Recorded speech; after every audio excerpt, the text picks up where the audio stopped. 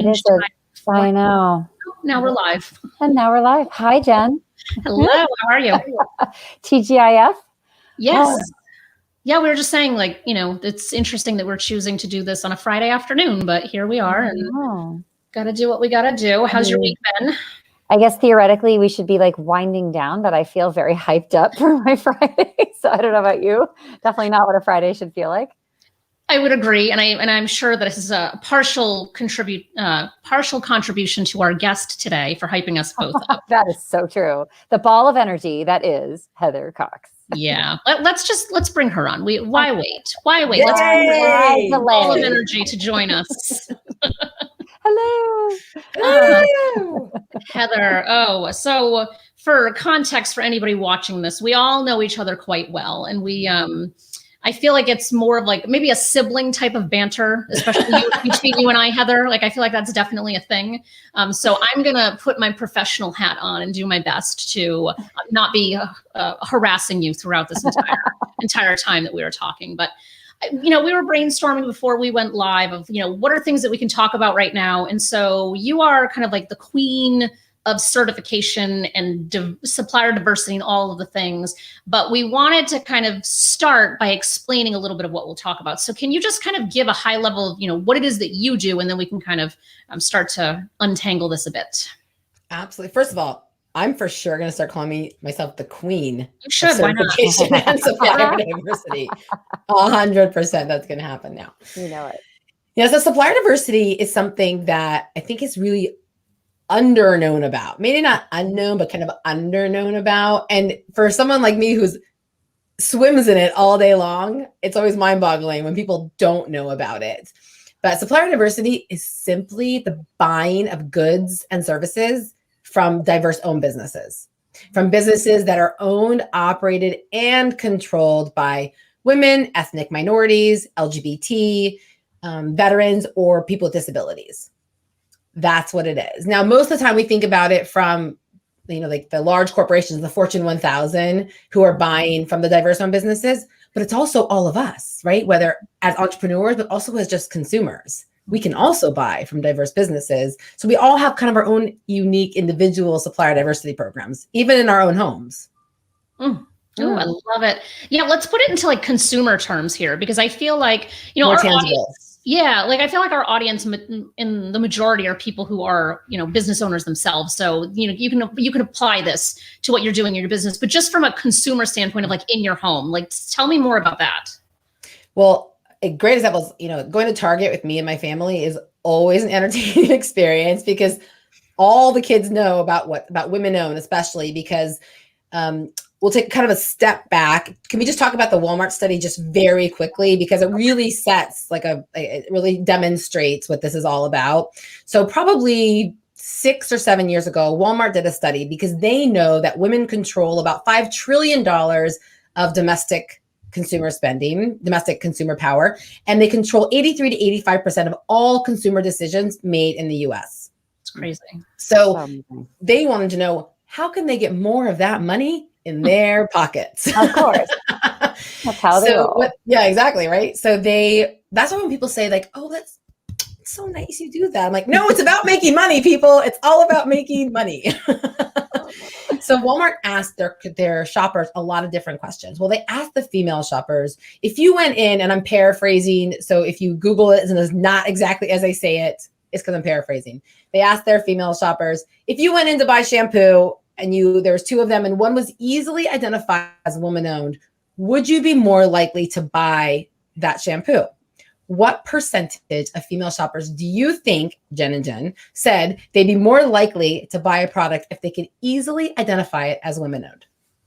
It's got to be well past 50%. Well past. Yeah. 90%. 90%. That's so good. 90%. So Walmart was like, what? 90%? That's a lot of money.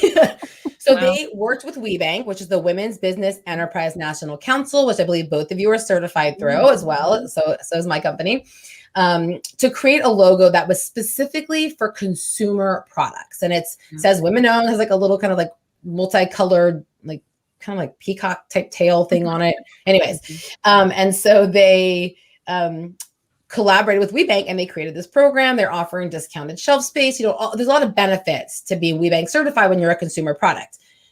So that meant that people could now find these products, and there are a lot out there. So when you go to the store, whether it be CVS, Walgreens, Target, Costco, there's all these different big box retailers, you can find these products. So you'll see my kids running down the aisle, Mommy, coming down.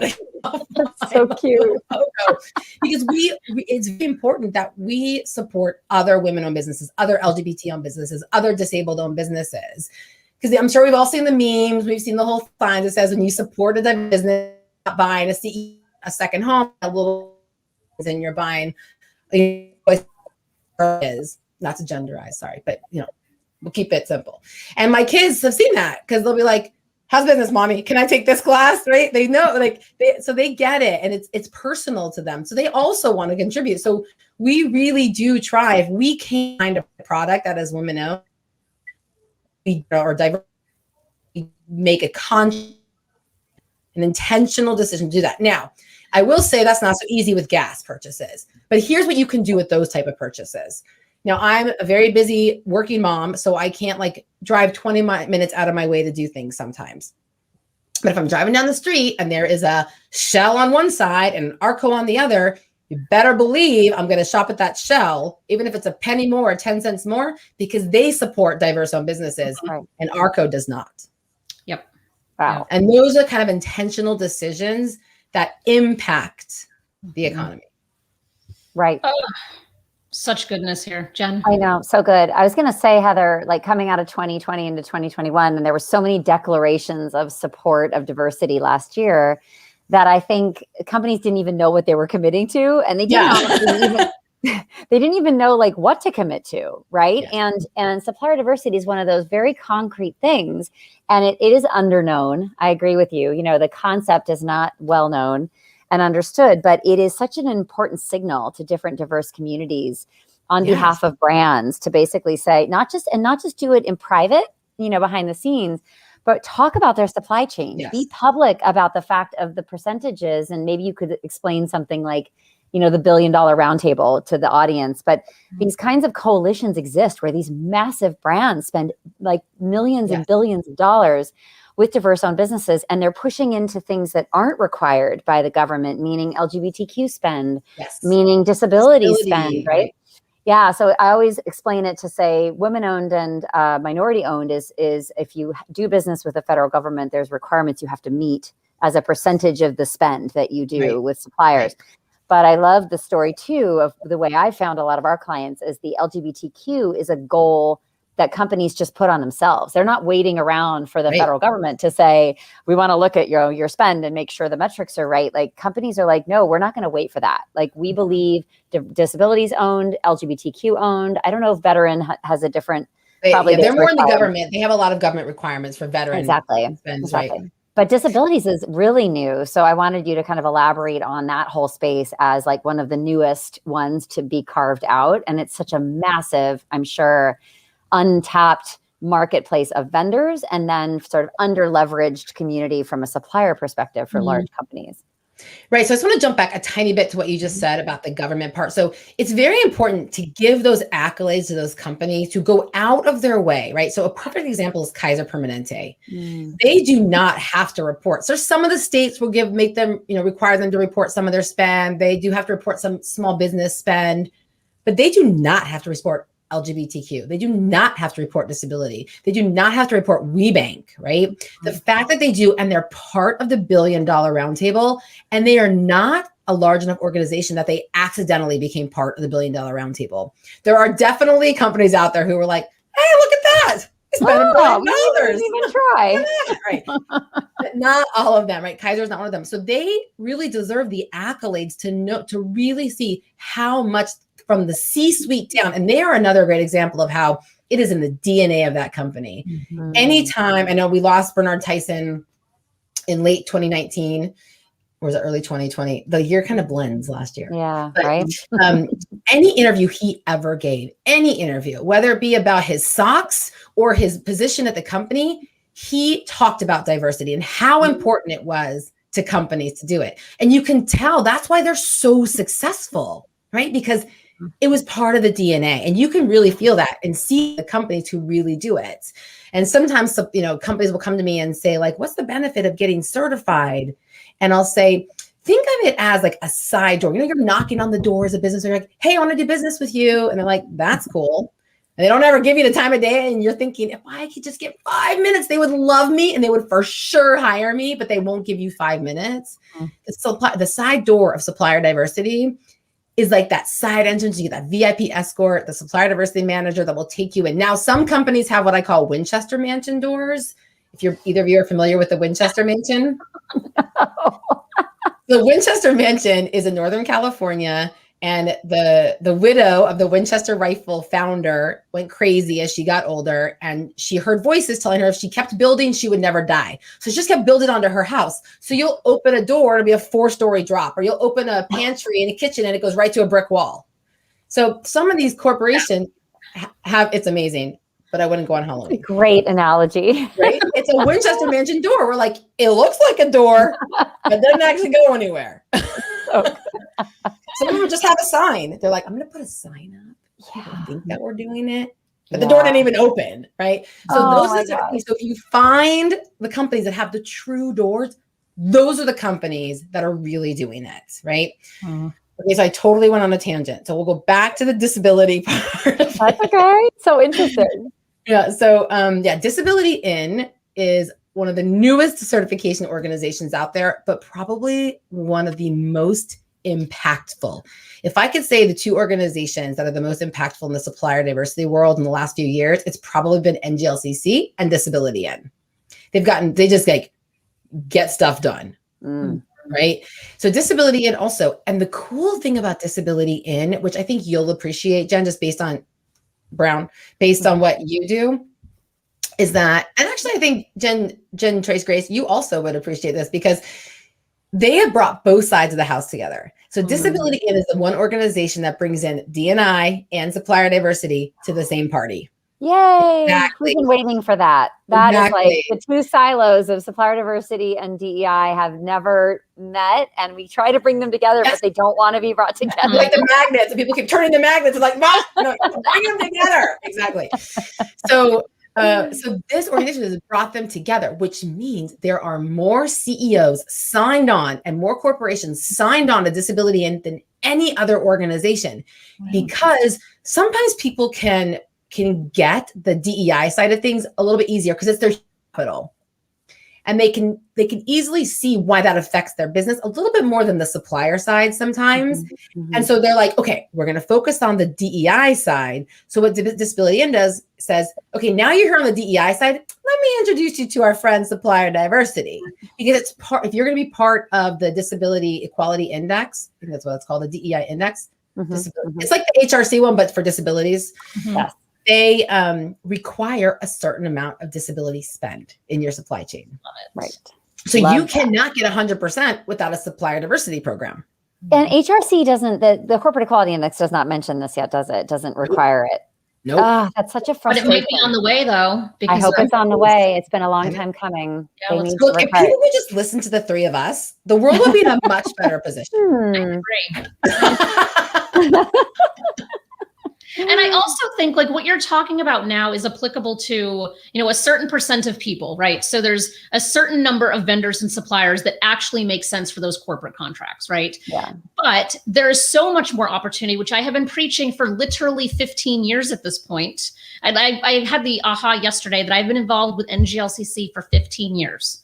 Like it started in 2006, which seems insane to me. But like I've been preaching this for so long because there's such an opportunity between the 3 of us to do business together, which we have all done business together at this point. Yeah, and for us to do business with other people. And so diversifying our own supply chain, I feel like is the area of opportunity that helps us as a business, because we can say, yeah, I'm committed to working with diverse owned businesses, but it's also a commitment to everyone that we're working with, because now we're the rising tides floating all the boats. Yeah.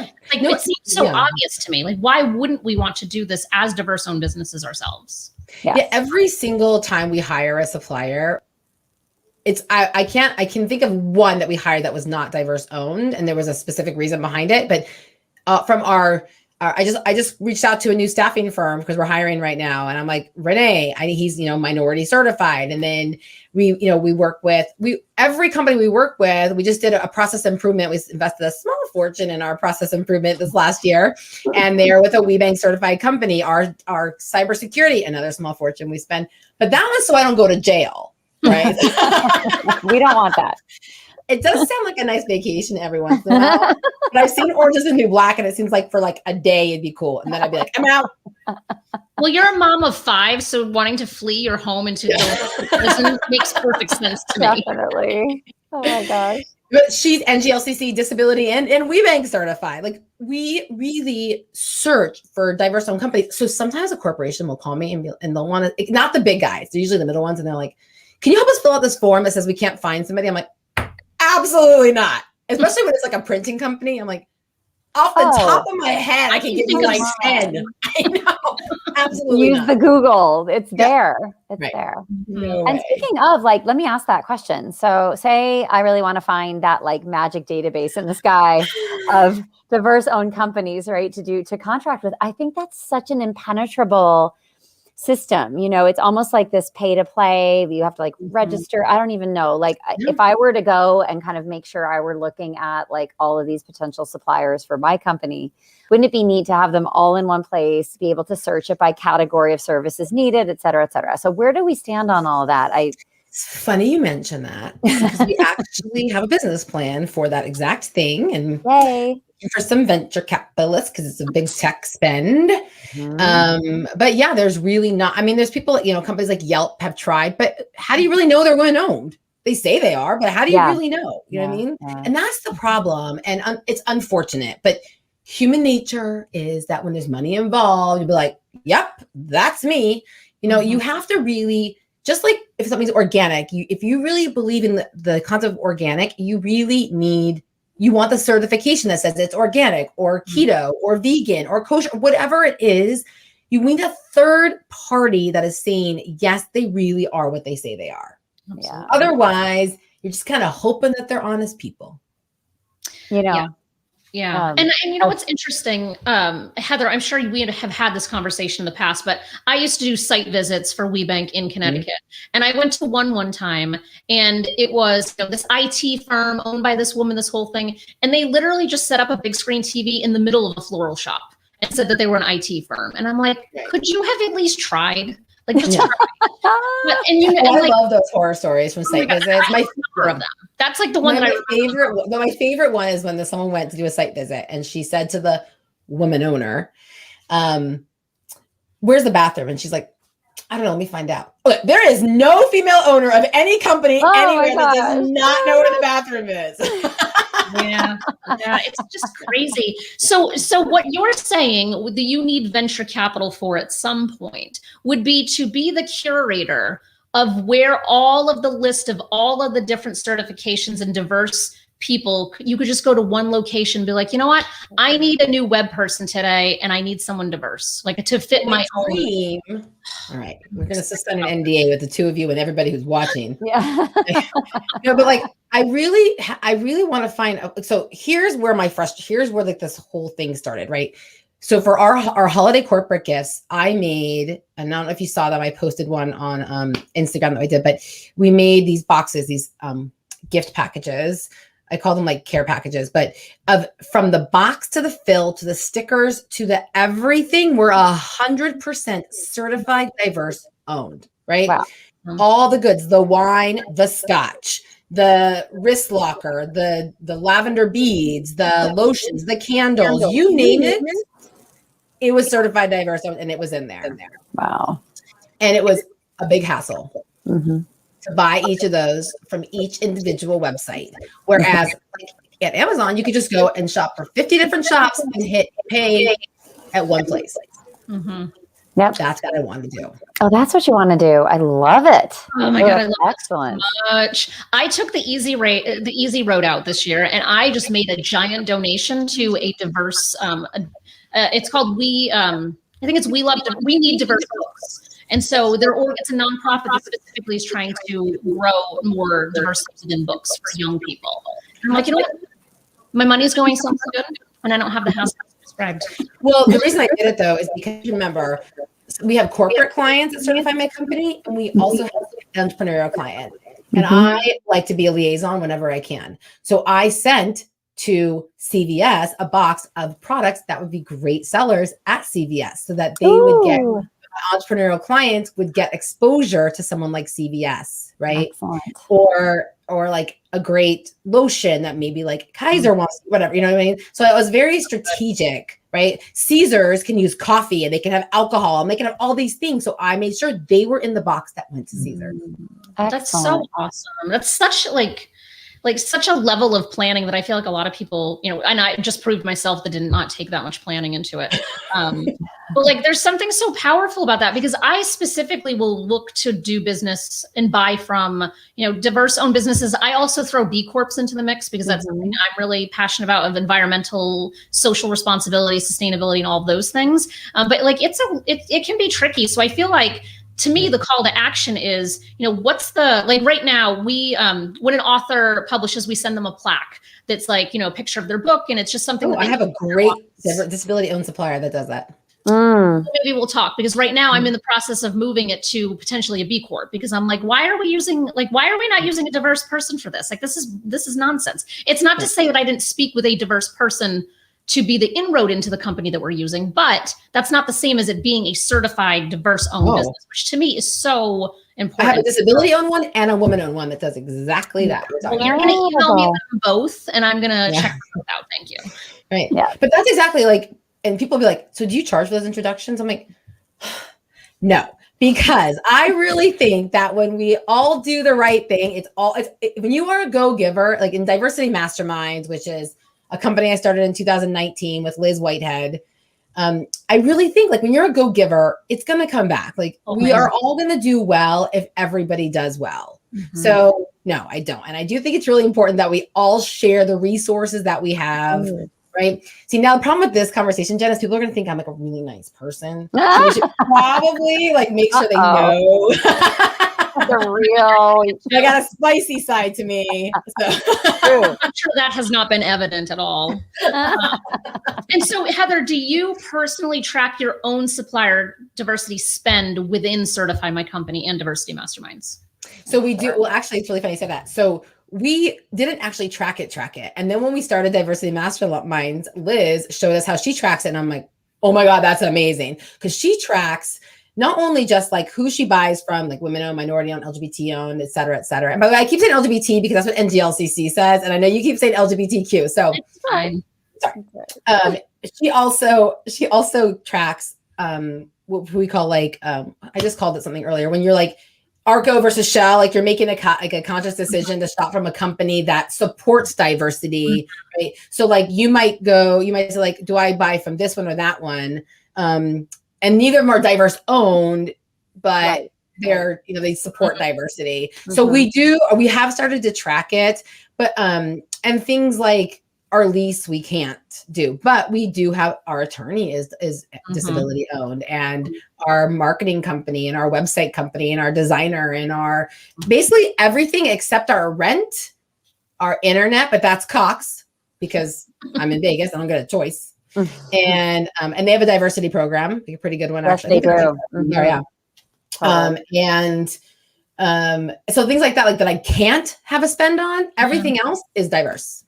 That's amazing. And I track ours in a very elaborate spreadsheet, and I post it. It's actually on our website that shows like our commitment to supplier diversity. So it'll show like X% is from diverse, and then it actually breaks down like who, like in what category. But I didn't think to add and I just made myself a note to add the supports diversity initiatives. I think that's a really good thing. Act intentionally. That's what eBank calls it. Act intentionally. Act intentionally.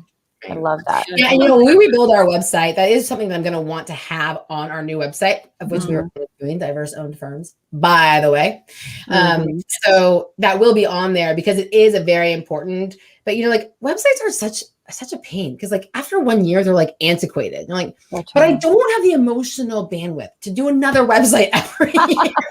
I hate that. We're all in that spot right now. I'm about to embark on that because our website is just old and outdated. It still does the job, but it just doesn't feel like a good enough representation. No, it's totally not of what we do. And the fact that I've taken on so much more like now a lot of our business used to come from the conferences, and our corporate work does. But now that I've gone to so many, I go to mostly entrepreneurial conferences for the suppliers, because as we said, like Supplier Diversity is so underknown. They're like, what are you talking about? I'm like, you have no idea what I'm talking about. It's amazing. Like, it's educate you so much. It's huge. Such a big opportunity. And it's not complicated. Like No. there's a lot of complexity to it, but it's the concept is not complicated. No, which is amazing that so many people don't know about. I'm always like fascinated. If they know, they complain about the certification process, right? Of course, it is, right? And you know all about that. That's your bag. So if all you guys listening, if you are hesitating to get certified because of the paperwork or the disclosure of like confidential documents, I mean, this is not, or the fee. I would just say, like, try to kind of just buckle down and get it done, or contact Heather and get assistance. But really, like, it's so important that we stand up and are counted as part of these communities. Just the optics of it and the symbolism of it alone is something like I'm just extremely proud of. And I think it's even bigger than the ROI. It's symbolically important that we own our diverse characteristics and identities proudly, that other people see business owners that identify openly as the ways that we do. And that they understand that it's, they have to see it to be it. So I think we're really changing like the next generation and who thinks it's possible to be an entrepreneur. So there's so many benefits that aren't just sort of, well, how much money am I going to make from this? And it's not worth it for me to make the time. It's bigger than that. It's totally bigger than that. I don't do any corporate work anymore, and I'm still certified in 3 different ways, because to me, it's more about the visibility of just being seen and being a counted number in this larger. So even, I just can't imagine a world where I wouldn't be certified. And you know what's interesting, Heather, you had said before about like your kids running through like a Target and they're like shrieking because they found something. What I think is so awesome about that is like, I can remember a conversation I had with my son when he was like 4, because I refused to stop at a certain gas station, which I won't name because now they've like kind of come around. I still won't go there. Don't care what they are kind of doing now. They've notoriously have hated LGBTQ people. And so I still won't do it. And of course there's one right next to my house and I will not go to it. Of course, right. And so I remember driving and like one day he asked me like, why don't we stop at, and a 4-year-old, like, why aren't we going to that one? And I was like, cause they don't value our family or some statement like that. And to this day, like he legit used to call it like the mean store. That was like how his 4-year-old mind like processed that, like, oh, they're mean and they don't like us. And it's like, you know what? But to my point is our children are that next generation. So they're going to be the ones that had parents who are really conscious of these things. Yes. To be able to say like, so just think how cool it'll be when they're in their 30s and 40s and have decision-making power and like doing like really good things versus us having to like fumble our way through the dark and then be like, oh my God, how is this? How did we not know this was a thing before? Yeah. Well, I think it's really funny because I actually GoDaddy interviewed me about what it's like to be an entrepreneur with 5 children at home. And he was like, so have you been able to really bond with your kids? And I'm like, I'm not really that kind of mom. But what I have seen is that my oldest who babysits is like hustling now because she saw me hustle at home. So now she's like texting her clients, hey, this is Sarbina. Anybody need a babysitter? I'm available these days. Like she's like hustling to like sell her services. And I'm like, that I think is because she saw me working at home. Mm-hmm. So I'm not like, let's play Legos on the floor. Let's get some business done. Anyone who follows my things knows that is 100% accurate in my house too. So true. Cameron, get to work. We did a whole photo shoot of our books for a marketing campaign like last weekend or the weekend before. It's like, you know what? You got to foster those skills. So yeah, I totally agree. Like you don't have to be the let's play baby or yeah. Like, let's play mommy. You be the mommy. Like, I don't want to be the mommy still. I don't want to play that game. Oh my God. We're already at the top of our time. I know we could totally talk like 3 more hours. I know. Easily could talk this. And I feel like it's been a disservice thanks to the pandemic because we would have had like days and days of bonding time at conferences by this time. So we're missing out on our social activity on top of all of it. But I'm happy that you have joined us today. Can you just tell people how they can learn more about both of your companies? And I'm going to put your info on the bottom of the screen too. Absolutely. So Certify My Company is just certifymycompany.com. And all of our social media is Certify My Co. And Diversity Masterminds is diversitymasterminds.com. And it's Div Masterminds is our social media. Well, that's just short and sweet. I like it. Good. Right. Well, thank you for this. I really wish we had more time to chat because this has been fun and your energy is always entertaining. And I miss you. I know. Oh, I hope Jen, we can you and I will be back, I think on Monday morning. So we really did this plan. We planned this well to Friday afternoon, Monday morning. I would say, I don't know, well in quotes, but yes. Have a